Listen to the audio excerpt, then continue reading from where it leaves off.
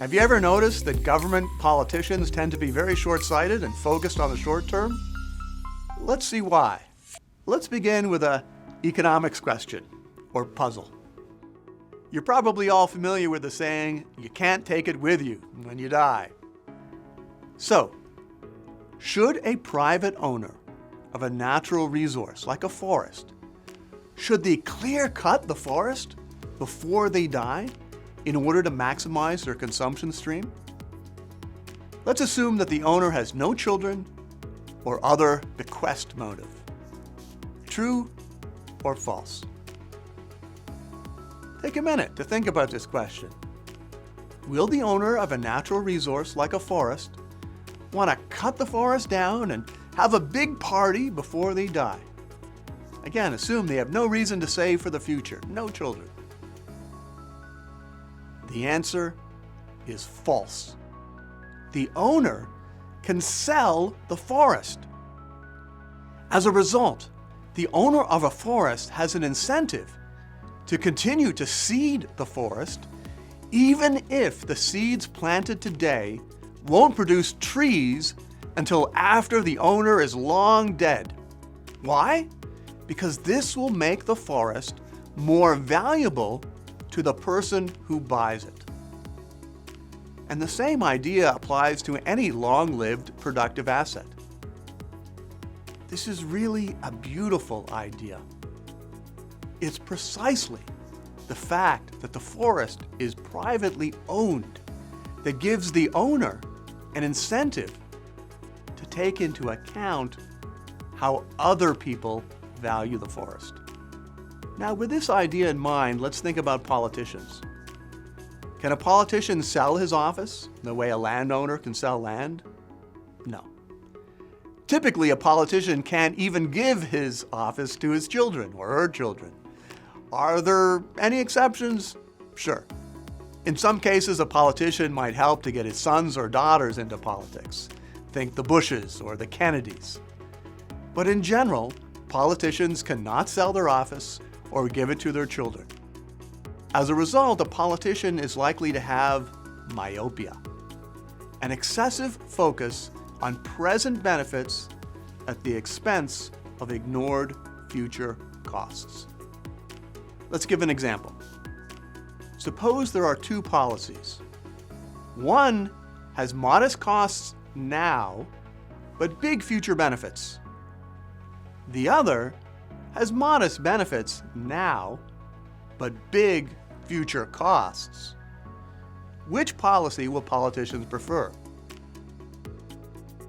Almost certainly, politicians will prefer the policy with modest benefits now and big future costs.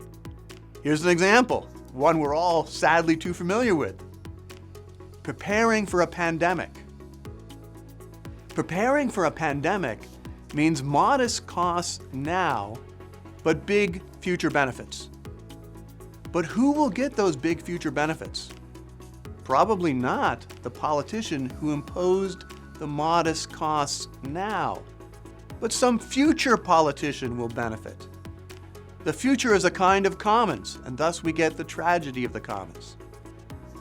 And this will be especially true if the voters themselves are short-sighted or have difficulty evaluating future costs and benefits.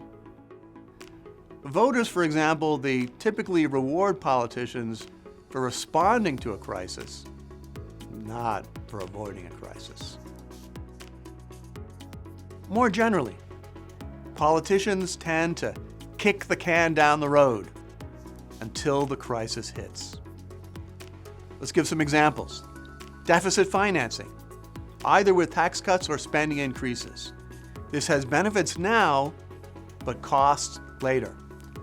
The benefits go to the politicians who are in power now. The costs, probably to some other guy. Another example, political business cycles, or using inflation or fiscal policy to juice the economy. A politician may be able to cut taxes or flood the economy with money now. That will help them to get reelected. The costs come later, but those may fall under entirely different politicians. And if you're not reelected, you certainly don't care about the future costs. Rent controls. That's another example. Rent controls create benefits now. Because apartment owners, they can't run away with their apartments. So at least in the short run, rent controls benefit a lot of renters at the expense of just a few owners. And that can help a politician get reelected. But in the long run, rent controls mean fewer apartments. Apartments can be converted into condominiums. Apartments can be converted into parking lots. Apartments can be left to fall apart and deteriorate. And new apartments can fail to be built. All of this will happen in the long run. So rent controls will create a shortage of affordable apartments. But that's all in the future. And people, they may not even connect the shortage of affordable apartments with the rent controls. In fact, people may think the rents are so damn high, of course we need rent controls. And that concludes the video on short-sightedness. If you want to learn more about public choice, check out some of our other videos.